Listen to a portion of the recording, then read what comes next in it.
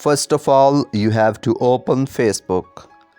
After opening Facebook, you have to click on the three lines on the top corner on the right side.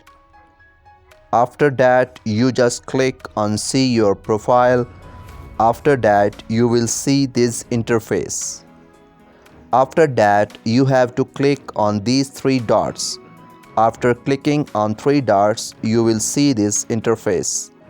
After that, you have to scroll down and find turn on professional mode option. After that, just click on your professional mode and turn it on. After turning on professional mode, you will be shown these options.